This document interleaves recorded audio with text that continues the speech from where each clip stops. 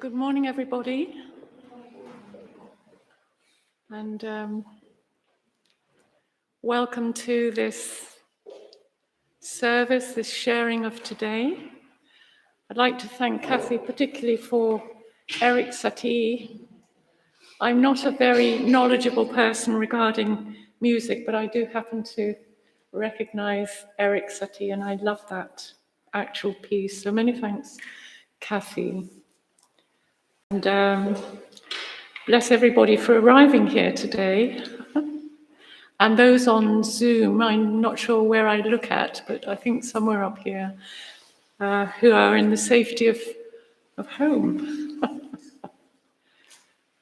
And I was telling people I was watching a YouTube yesterday on Siberia. It's like, my God, this would be like their summertime, I would think, probably even tropical. You wonder how people survive, and of course we live where we're born sometimes, and the human being is quite extraordinary. Methinks, as we are. So, Happy New Year, all the best for 2026, that people are saying adds up, which it does, I suppose, to number 1. So it could be like a new beginning, but then maybe every day is like a new beginning anyway.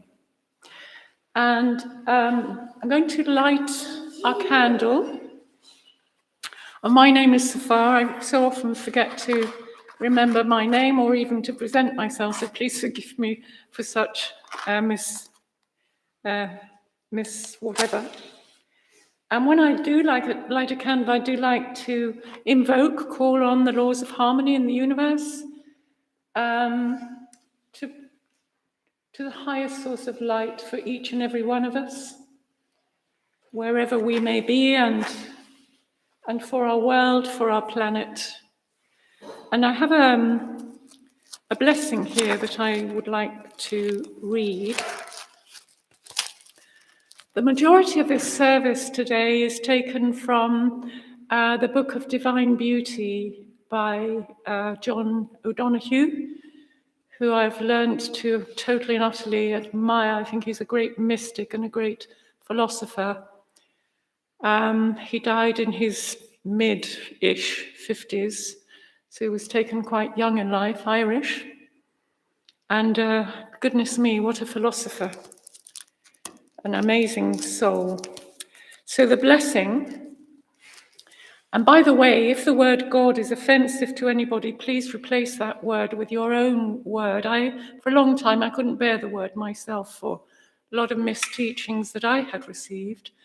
And I hope to have transformed such, but please put your own word there. We remember that the Unitarian Church and the Unitarian belief system is all embracing, all acknowledging and respecting. And the chalice with the flame, for me, is so wonderful because it is for all of us. Yes, wherever we may be and whatever our belief system or not belief system may be, and I love that respect. So I arise today, this is from John O'Donoghue, Celtic Spiritual Insight, poetic form, taken from the Deer's Cry, and it's the Confession of St. Patrick, translated by John Skinner. I arise today through strength in the sky, light of the sun, moon's reflection, dazzle of fire, speed of lightning, wild wind, deep sea, firm earth, hard rock. I arise today with God's strength to pilot me, God's might to uphold me, God's wisdom to guide me, God's eye to look ahead for me, God's ear to hear me, God's word to speak for me, God's hand to defend me, God's way to lie before me, God's shield to protect me, God's host to safeguard me.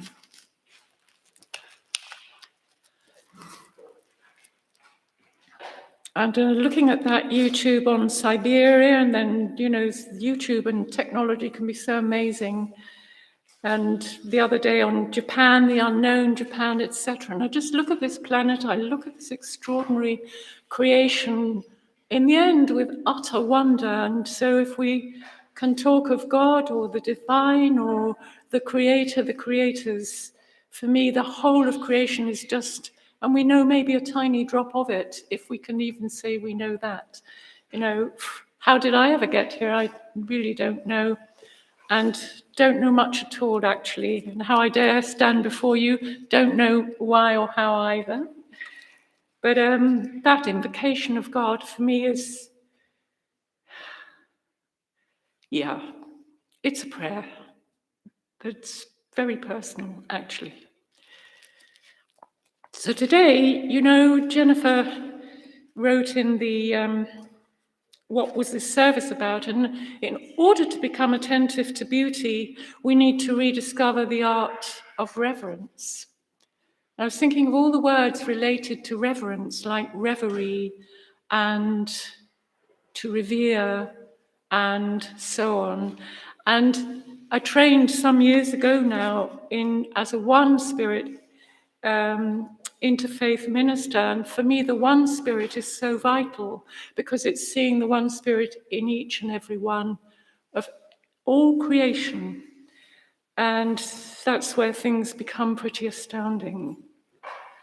These crazy little creatures we see. And the other day I passed by a squirrel and it quickly ran away when it felt me arriving. And I said to the squirrel, I'm as afraid of you as you are of me.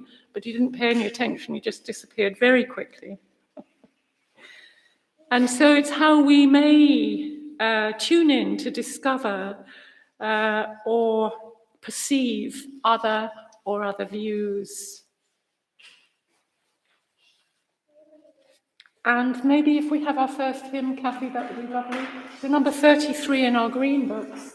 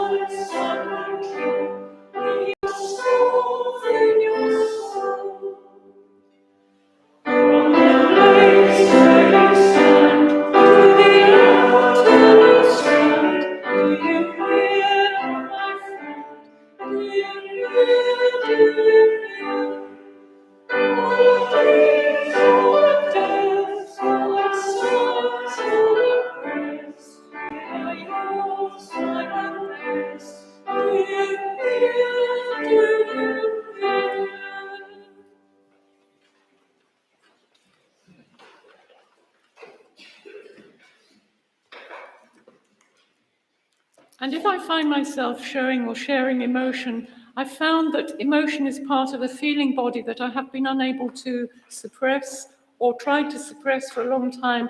And in the end, it burst forward and just said, you've got to let me be. So it's something that, it just happens, but not always. So it's just a sort of a warning. Don't think I'm going to collapse into, I hope not anyway. So within the service, underlining, quoting from John O'Donoghue, and just bringing in a few concepts and ideas that, for me, bring us a little closer, maybe bring me a little closer to the idea of reverence. And the first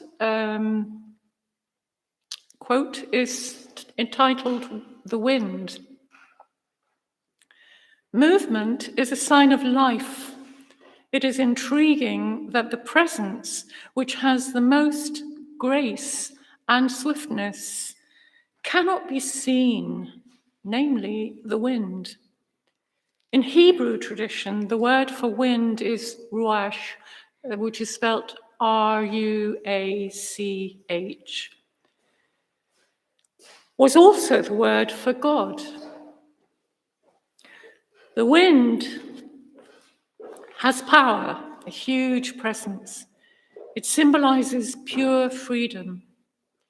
In the Testament, in a conversation with Nicodemus, Jesus likens the way of the Holy Spirit to the rhythm and energy of the wind. It is presence as spontaneity. So this is the quote from that conversation. The wind blows wherever it pleases. You hear its sound, but you cannot tell where it comes from or where it is going. That is how it is with all who are born of the Spirit. Now that can be found according to John 3:8-9. And I just want to underline that all who are born of the Spirit. We could say, of course, all of us are born of the Spirit. We could say none of us really know where we come from. We can say, yes, well, my mother and my father and my etc., ancestors. But beyond that, as indeed the wind, beyond that. But for me, the being born in spirit takes me to my own, and perhaps this place of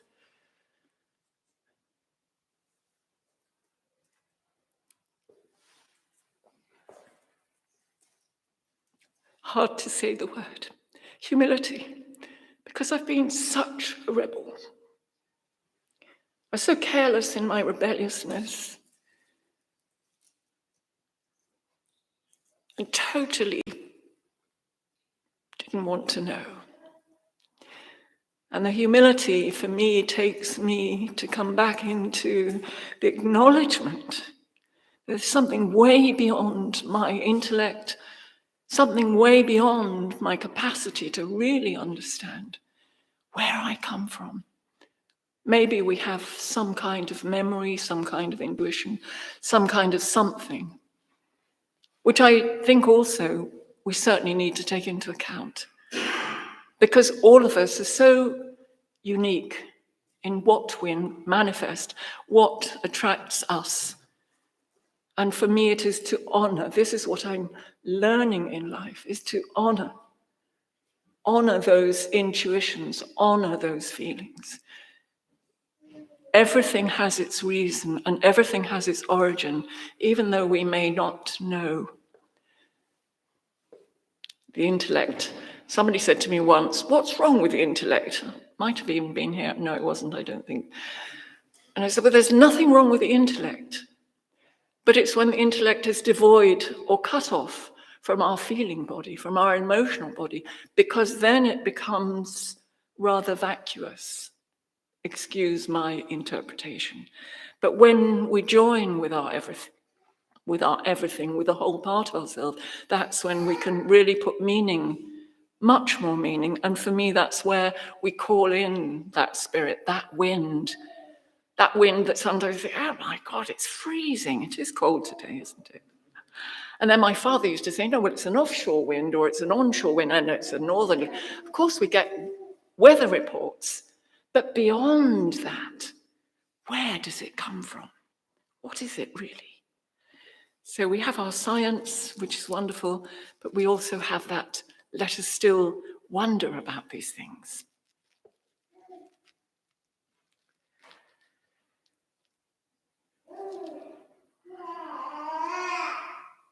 And let's listen to the sound of that beautiful child who hasn't yet been programmed, who hasn't yet been informed that they've got to be quiet in public and all that stuff that in my day of being a child, the child was learning very quickly to not speak, etc., etc. So things have changed and are changing, thank goodness. I'm also going to give a quote here, and this is linking into the animal kingdom. And it's titled The Grace of Animal Movement. An animal can exhibit wonderful grace. Animals have a native closeness to the earth, and they move in the sure rhythm of this belonging. This shows the dignity of animals. They enjoy an inner composure and coherence. The serrated confusions of the human mind are not their burden. Animals have fluency of presence. Cats are a joy to watch. They rarely walk without rhythm. They relate to space fluently and gracefully.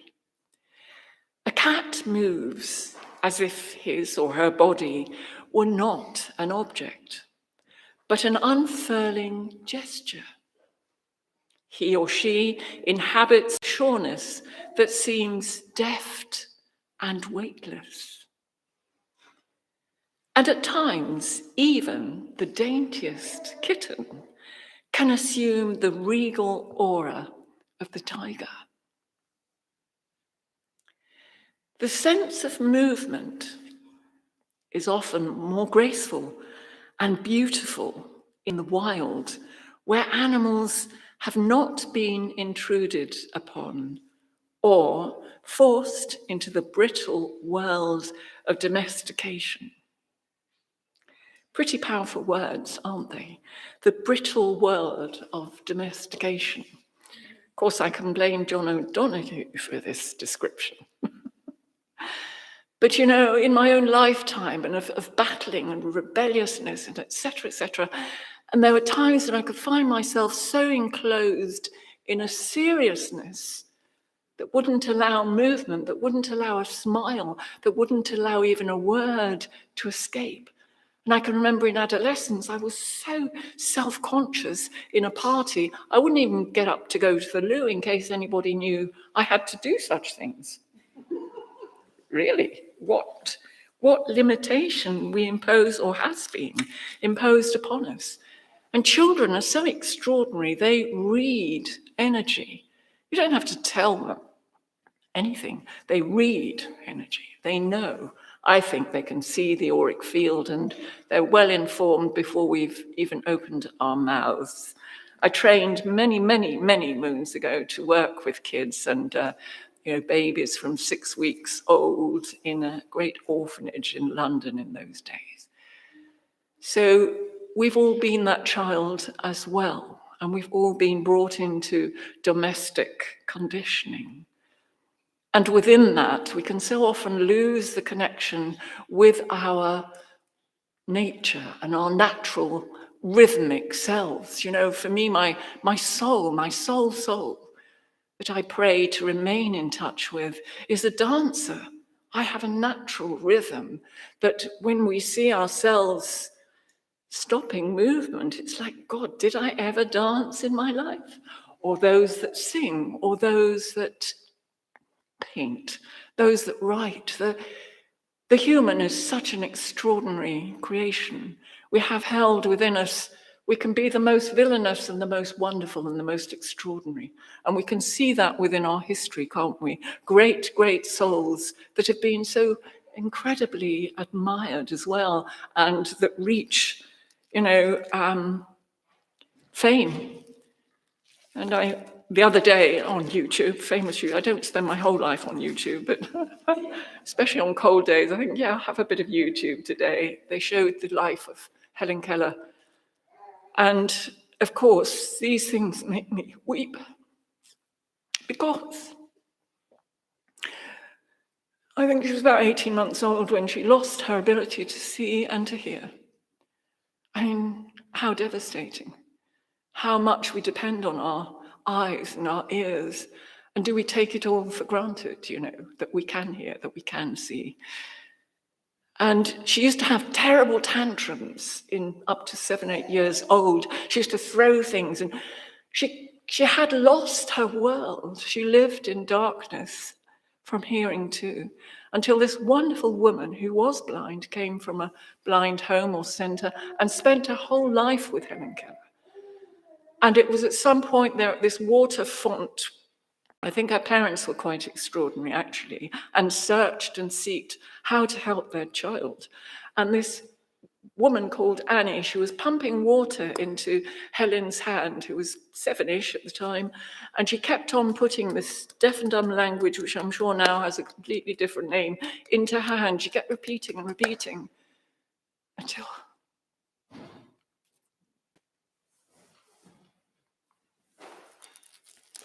Helen got it.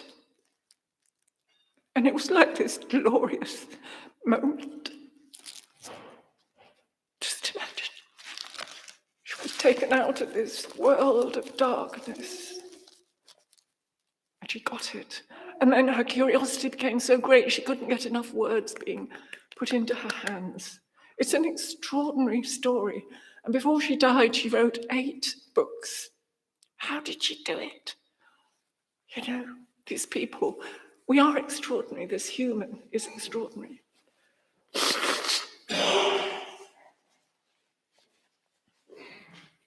I think we better have another hymn. Number 176.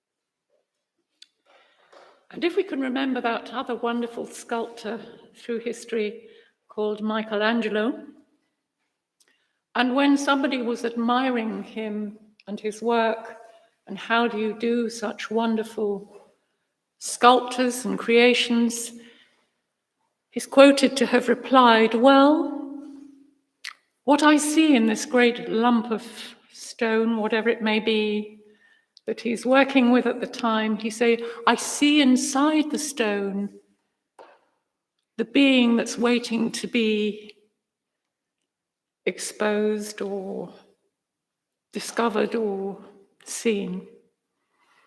And he said, that's all I do. I just chisel away to facilitate the discovery, the uncovering of this being or these beings that are held inside this great stone. So he didn't take any of the, oh yes, aren't I clever? His humility, for me, just by hearing that, was great. Because these gifts and these talents and these abilities to see, for me, are God-given, given from the Creator, the divine Creator, who saw each one of us before we were brought to manifest in physical world. You know, I find it extraordinary to think that we have all been so deeply loved and held and seen and imagined. I was watching a film not that long ago, and it was about this child whose mother and father had told her she was always a mistake. And then she was talking to this wise person, one of these ancient wise beings, who said to her, well, you might have been a mistake for them, but God doesn't make any mistakes, you know? So perhaps also for any of us, you know, whatever's happened to us in life, it's also for us to see beyond, and all of us have a reason for being here on earth, even if it's just to wonder and admire this amazing creation. So we're going to go into a little bit of silence, but I just want to read another of these wonderful quotes. I really recommend that book of Divine Beauty by John O'Donoghue if you feel like it's, for me, it quenches my thirst, and it's a thirst of spirit, really. This one is called The Radiance of Good. Your baby's very welcome, by the way. Thank you. The radiance of good. But how are you to see a virtuous soul and know its loveliness?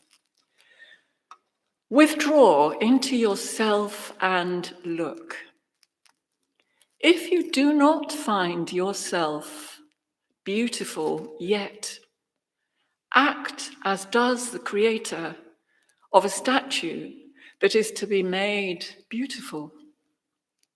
He cuts away here, he smooths there, he makes this line lighter, this other purer, until a lovely face has grown upon his work. So you do also. Cut away all the excessive, straighten all that is crooked, bring light to all that is overcast. Labor to make all one glow of beauty, and never cease chiseling your statue.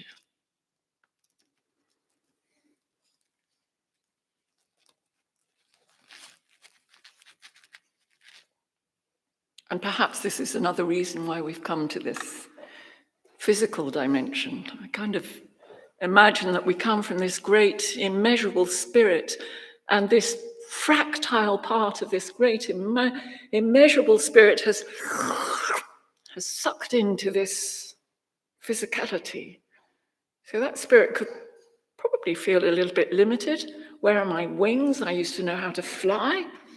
You know, we could feel a bit rebellious about being stuck to this earth. When I first came back to England after years of being away, some medium said to me, you have got to put your feet on the earth, you're floating.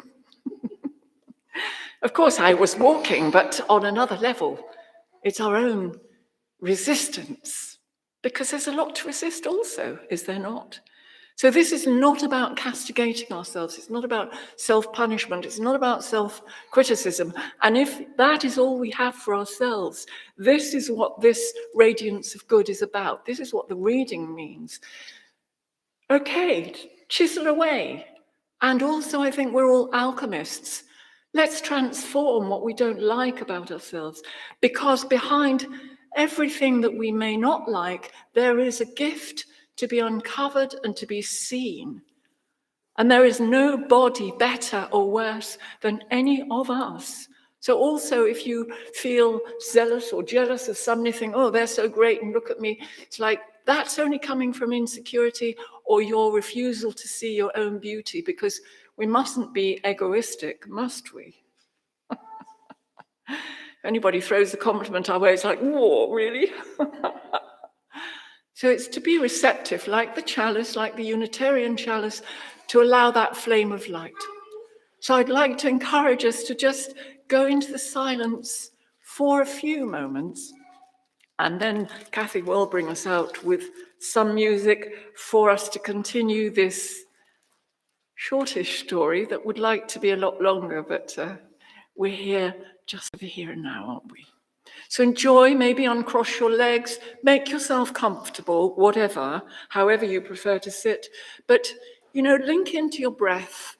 I might talk a little bit about another great master who I do love greatly, who links to the breath. It's like, let us breathe in. The breath is wind. Wind is breath. Breath is air. And breath is divine. Air is divine. We know without it, life goes, and life is sacred. So inhaling, if you want to close your eyes, that's great. If you don't, just keep in to yourself, with yourself, for just those few moments, breathing in that light, that air, and into your heart and into your belly. If you feel comfortable, put your hands on your belly and feel the air filling your body, your cells, your belly.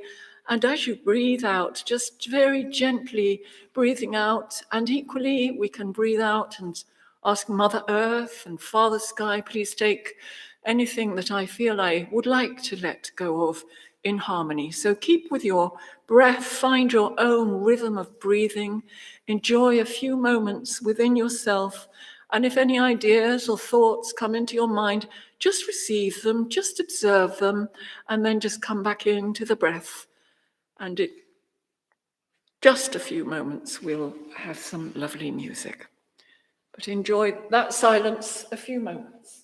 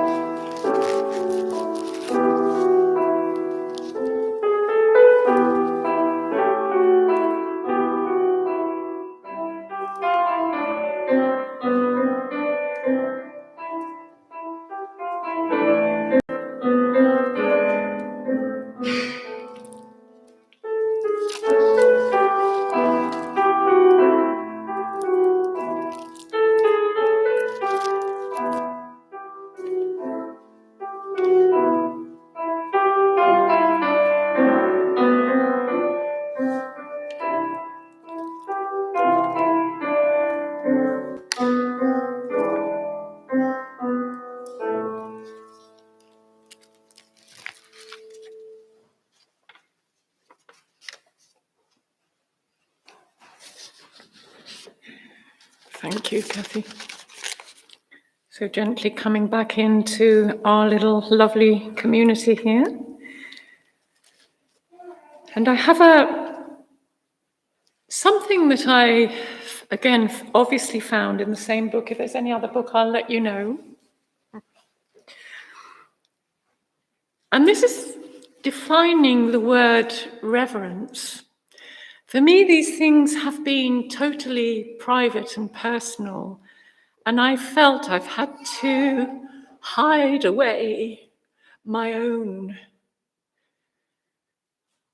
I think at some point I was laughed at because I looked like I might become a nun, which was never on my horizon. It was all too serious for me. But the word reverence, and it's really helped me to loosen up quite a lot. So reverence as a pathway to beauty.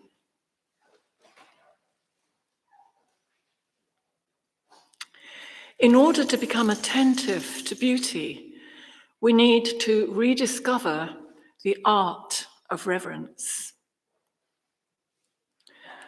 Our world seems to have lost all sense of reverence. We seldom even use the word anymore. Put simply, it is appropriate that a human being should dwell on earth with reverence. I don't really like the word should. I can blame John O'Donoghue for many things, but I feel here it's quite appropriate. The should dwell on earth. How do we dwell on earth? Why do we dwell on earth? Sometimes life can seem too much routine and the same again, and in my past rebelliousness, can I leave now? Is it time to go yet? And where is the reverence? And why do we lose it? And how have we lost it? I think the child has it very naturally so. I love to watch kids when they're barely learning to walk, maybe, the baby even, their expressions, the smile that they can have on their face, and they can be so amazingly beautiful in their naturalness. And then when they're learning to run, and then they might fall over 100 times and pick themselves up again, and then they might see something that takes their interest, and it's like, and they show their awe and they show their incredulity that may be past the age of 7, which we say is the age of reason. It's like, oh my God, help us. Is it just reason that we need to live this life with? So for me, it's the returning to that child, really, to that reverence with and for life. After all, we can say biologically, yes, it's sperm and ovum that come together to form a child, but where does that essence come from, really? Ultimately, reverence is respect before this great mystery. Reverence bestows dignity that the beauty and mystery of a person will therefore become visible. Who are you? What's your name? Oh, well, my name is so-and-so. But beyond that name, beyond that physicality, beyond that age, beyond that whatever, there's a great spirit residing within each and every one of us that may have traveled millennia, may have traveled tribally, may have traveled in so many different ways, in so many different guises. Some people have the luxury and the fortune to remember much, and some don't. And there's always a reason, of course. But our intuition can tell us much. Our tendency to like differences can also tell us much about ourselves. We can know ourselves in many ways if we listen. And sometimes the noise of life can take us away from the possibility of linking into that silent spirit. We need moments, and maybe that's what meditation is about, just getting to know ourselves. Nobody can know us as deeply as we can know ourselves. Reverence is not the stiff, pious posture which remains frozen and lacks humor and play. To live with a sense of reverence is not to become a prisoner of dull piety.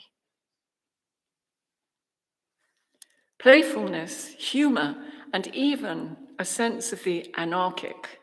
I had to look up that word in the dictionary. It means chaotic anyway, and there are other synonyms that we could put in there. But it's the unpredictable. The unpredictable. So playfulness, humor, even a sense of anarchic are companions of reverence because they insist on the proper portion of the human presence in the light of the eternal. And that's where we can see a child that has still, like creatures of the earth, like these wild animals, and then we can watch somebody like David Attenborough, who spent decades and decades investigating the earth and seeing these wild creatures, and there he is whispering in the distance saying, and look over there at that amazing creature, because he doesn't want them to feel intruded upon, because that would change their behavior or their presence. And I know my behavior and my presence has changed or changed. I was so shy in the past. You'd never see me standing up and speaking to people.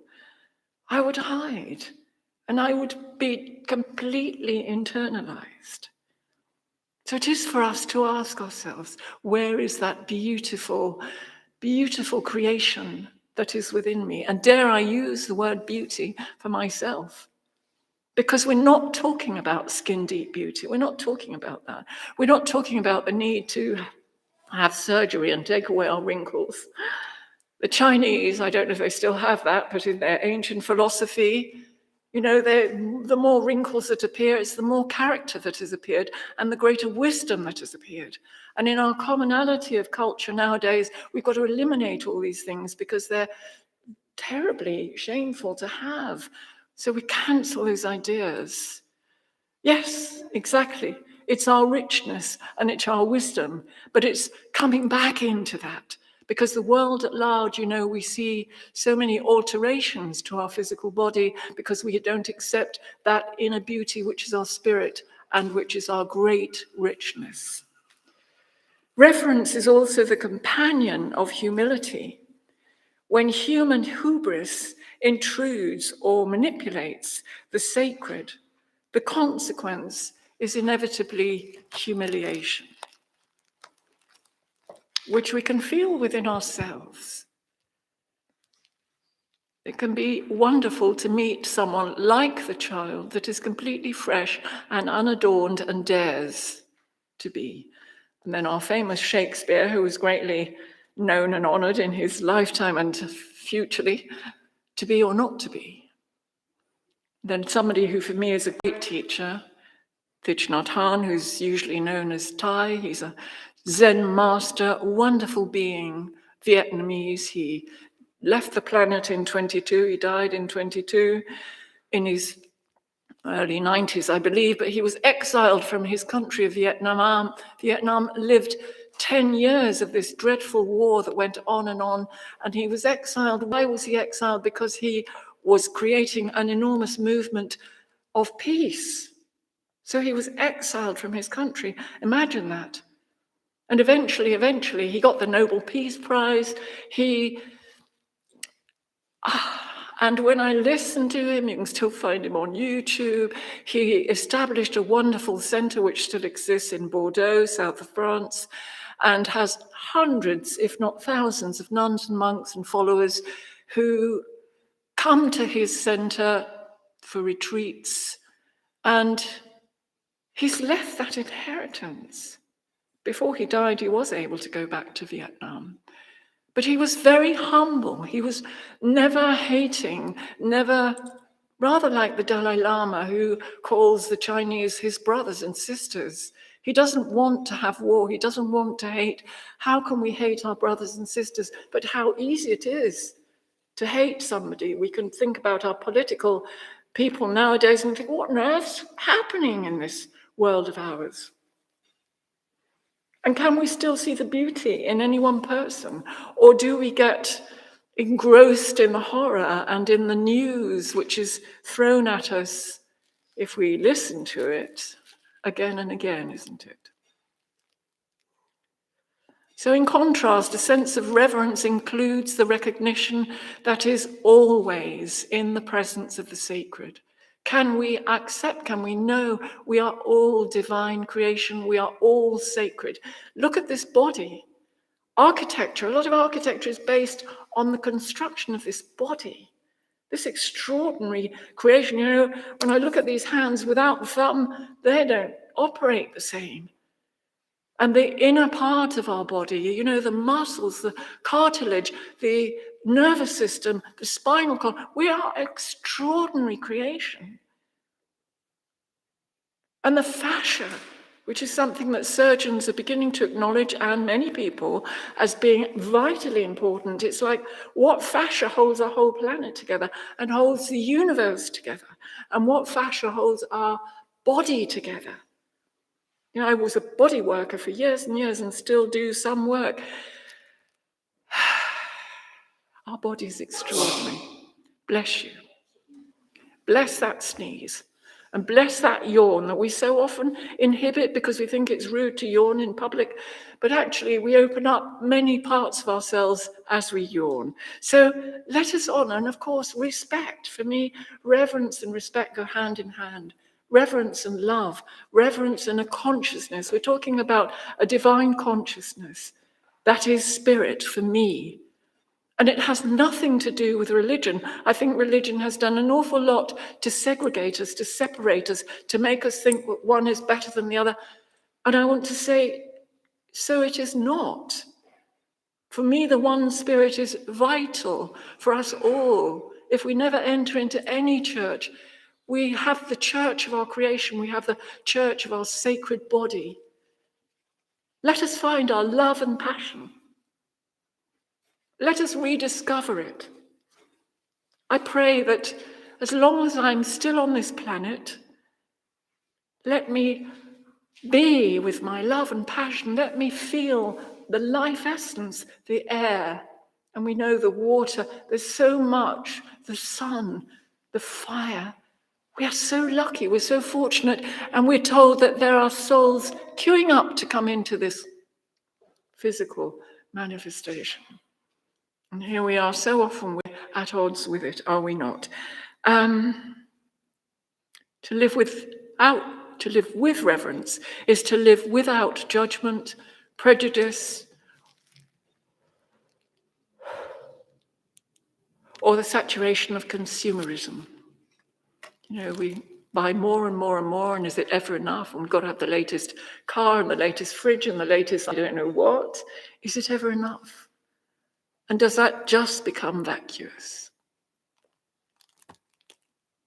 The consumerist heart becomes empty, lonesome, because it has squandered reverence. We're not saying don't have, not at all. Let's enjoy what there is, but let's enjoy with the fullness of our consciousness. We're very fortunate, especially in this side of the world. You know, when I was looking at Siberia, it's like, whoa, how do they survive? And yet the land is incredible, beautiful, extraordinary, as is our planet. As a parent, child, lover, player, or artist, a sense of reverence opens pathways of beauty to surprise us. The earth is full of thresholds where beauty awaits the wonder of our gaze. John O'Donoghue. And one little quote from Carl Jung, another great soul. Well, we've got so many great souls, haven't we? We're so lucky. And then each of us sitting here, we're all great souls. in whatever way. It might be in total silence. We're still a great soul that we can walk on this earth. And that's another of Thich Nhat Hanh, walking meditation. It's one step at a time, here and now. In this here and now, it's incredibly challenging, isn't it? To just live in this present moment. There's so many distractions, goodness me. And Carl Jung says, the privilege of a lifetime is to become who you truly are. We could say who, we could say what, but it's what is fulfilling to you in your heart and in your soul. Let us sing our third hymn, Kathy, and that's 46.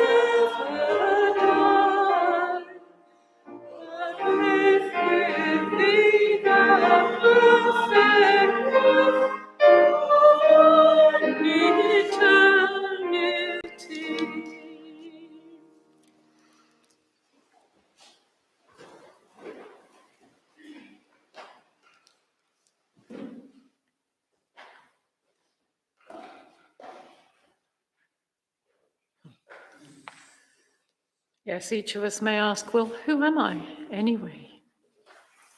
Quite a mystery to be thought about. And then it says, no one wants to remain a prisoner of an unlived life. And remember, it is never, ever too late. We can live in one moment what we may have longed to live for many, many eons of time and space. I want to pick up on that word perfect, because if we're stuck with the word perfect and we're inhibited by the word perfect and we're forever self-criticizing, for me that has only the intellectual description of perfect. Perfect is the wild, the rugged, the undescribable, the unpredictable, the unknowable, within that sacred sense of reverence. And that sacred sense of reverence can take you to dance, to fly. It's to transform what is naturally a part of you. And Thich Nhat Hanh, for me, he's given me also a great key. And he says, the lotus flower does not exist without the mud. And let us contemplate that just a little bit. And I'm touched very deeply, because all of us can criticize ourselves, we can lament, we can think, oh my God, why did I do that? Why didn't I do that? Why didn't I say? And we can spend our life with this self-litigation, self-battering, self-criticism. And if we can turn that all around, and if we can contemplate our life from whenever we have any kind of memory, we're students. For me, my philosophy, we're students of life. We've come to learn. Doesn't matter what titles we have or we don't have. Maybe we're here to gain a master degree in living life an ordinary way. The ordinary way can be the most amazing way, to know what you're actually up to in the here and now. The man I married many, many moons ago was always on about what Freud said was, in Spanish, it was actos fallidos. It's when we don't remember. What did we do a moment ago? Why don't we remember it? Oh my God, have I got Alzheimer's? Cancel that idea. But where was I when I was washing a cup? Where was I when I was doing whatever or saying whatever? And I reflected on myself not very long ago. I read a book. I went to Mexico and was away for about 2 months. I'd read it before I went to Mexico. And when I came back to England, I didn't take it with me because I thought, don't want to carry this book. It's too much weight. When I came back, I thought, did I read that book? Have I read that book? Brilliant book. I would super recommend it. There are rivers in the sky. Elif Shafak, anyway, she's a wonderful storyteller. But anyway, I started reading the book again and then remembering, yes, I did read that. Oh, yes. And then what came into me was that I do everything in such a hurry. And I've always felt this from childhood. Come on, get on with it. Nobody's got the fault because our parents were also pushed and hurried and had their stuff. It's not about that. It's just about what made me react and live life or forget life as I do and have. The privilege of a lifetime is to become who we truly are. So what is this mud that Thich Nhat Hanh talks about such a lot? So the lotus flower, that we can look on the surface of this pond and it's so beautiful and so extraordinary, would not exist without the mud. The mud is the food. The mud is the foundation. And the mud is what we've lived and learned and worked with and walked with, even if we've insulted, even if we've whatever. The greatest repentance. Caligula, I can't remember his name. No, it's not Caligula. It's somebody who repented from, like with the prodigal son, who was so welcomed. The prodigal son is this ability to restore ourselves within ourselves, to accept what we've lived, what we haven't lived, to behold ourselves, look at yourself in the mirror, look at your eyes. Where do those eyes come from? These black holes in space, we've got them in the middle of our eyes. Where did we come from? What have we done? What have we learned? And this is our mud. And so if we have regrets, let us, the fine art of forgiveness, the fine art of gratitude.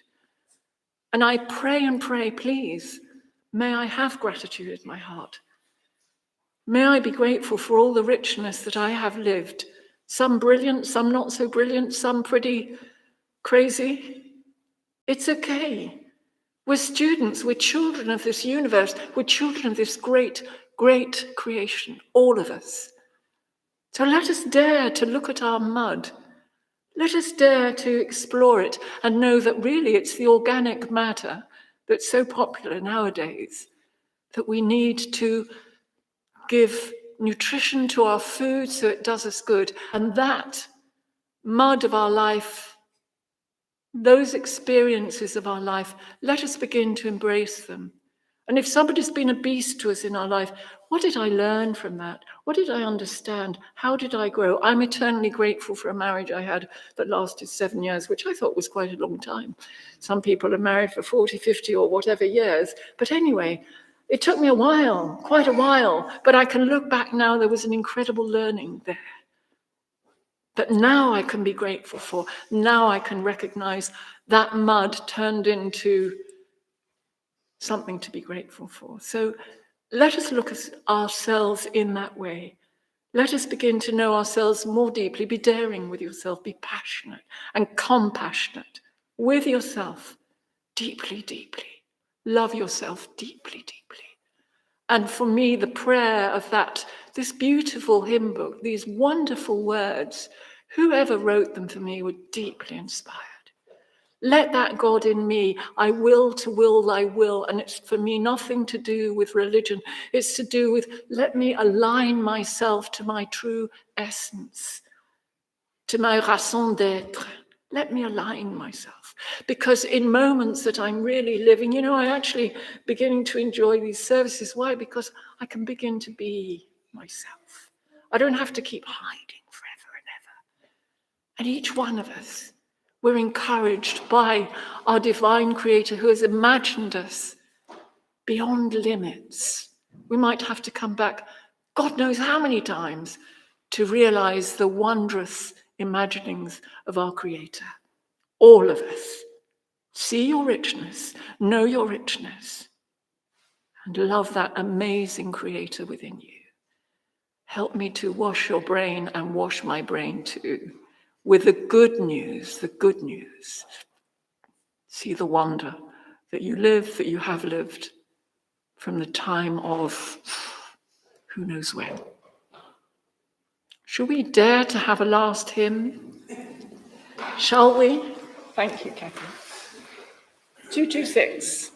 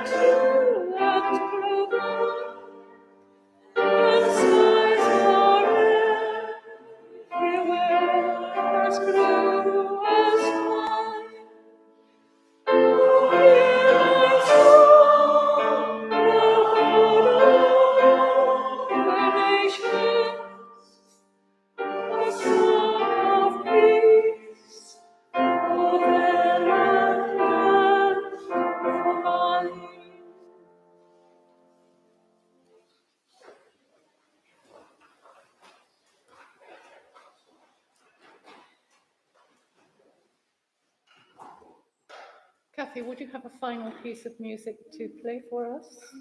And then we'll have our final blessing before we go and share teas, coffees, and delightful cakes.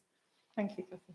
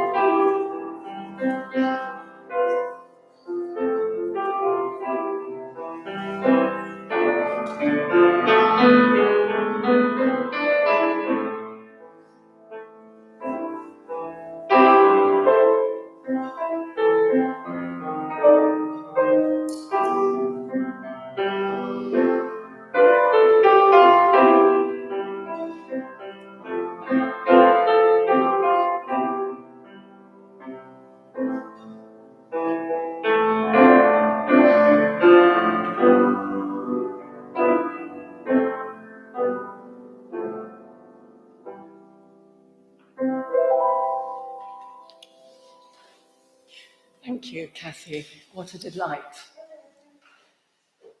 So we're going to have an unusual blessing today to complete our service for a special reason, and we're going to ask Stuart to come and read a short poem for us because of his recent new title in life.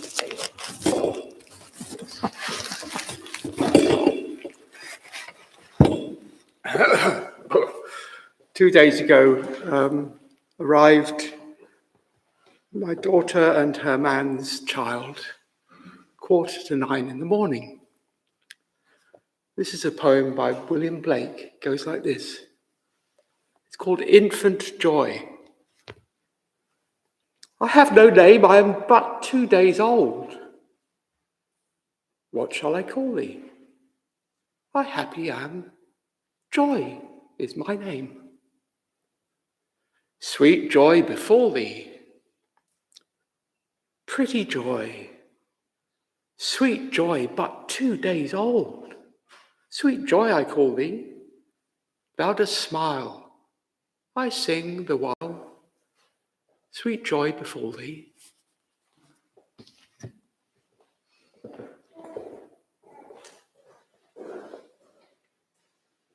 Thank you, Stuart, and many congratulations. So we'll drink that sweet joy with sweet reverence. Many, many blessings for all of us for this new year, new beginnings and ongoings. Many thanks. Thank you so much, Kathy. So together, let's think we send this light, and we send this light to that beautiful new baby and all the babies that are being born in the world, for peace, for love, for light, for this beautiful baby that's joined us and that other lovely child that's sitting at the back there. What's his name? Owen. Owen? Yes? Okay. And to ourselves and to that beautiful inner being of light, let us send the light. Ready? And if you'd like to blow this, Stuart, and blow it all this into your new grandchild.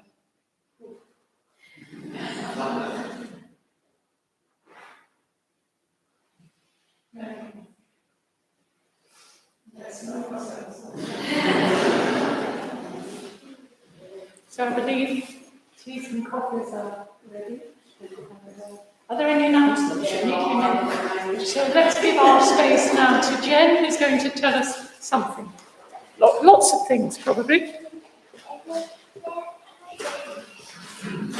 Oh, and that.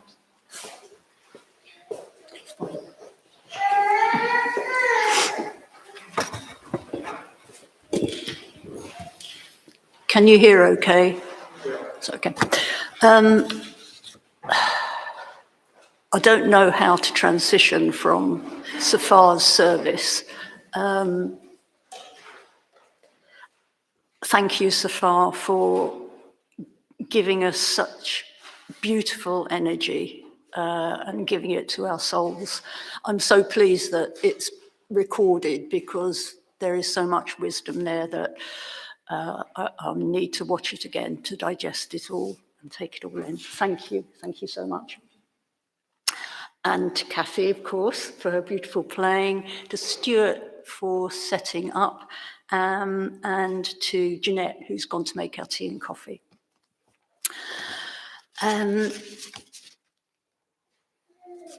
We didn't pass the pouches around during the service, so what I suggest we do is we'll put the collection bowl on the desk there, and there's also a card reader if you don't have any cash with you, but please, your Sunday offerings are very important to this church, so please just give what you can. That would be very gratefully received.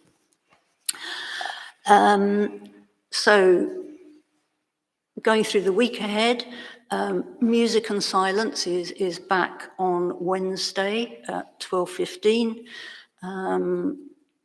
Almost a couple of hours of some gentle music and some silence, led by our minister Jennifer. And again on Wednesday on Zoom, it's our one of our twice monthly Heart and Souls, 7:30 on Wednesday evening. And goodness, it's going to be led by Safar. If you're not on the contact list and would like to come and get the Zoom invitation, please email the church or speak to me afterwards. Friday lunchtime concert.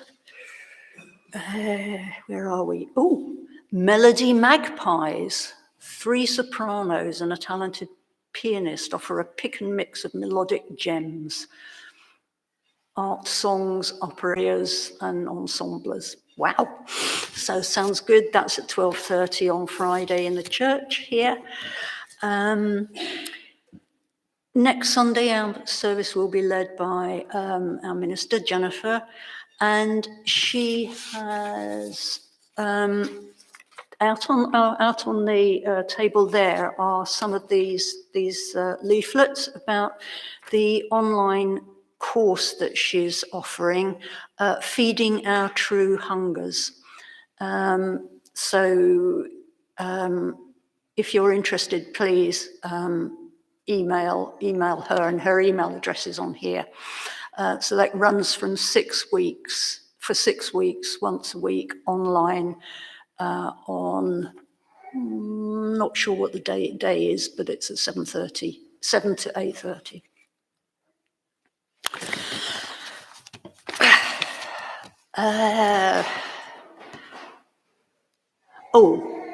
And tonight at 5 o'clock, do come back to the church for our monthly contemplative circle. This week it will be led by Matthew, and it's an hour of 2 periods of prolonged silence, considering a spiritual text. So it's a chance to be still and be very reflective here. That starts at 5. And lastly, a couple of weeks ago, I mean, over the Christmas period, we found a delicate silver bracelet of a sort of chain link nature in one of those collection pouches. So somebody obviously put their hand in and the bracelet came off. So if it's yours, please ask me, or if you know whose it might be. That's it. Tea and coffee, I hope, will arrive, and probably some cakes and biscuits as well. Yes? Maybe we clap our gratitude so that Laurie can say thank you as well. Oh.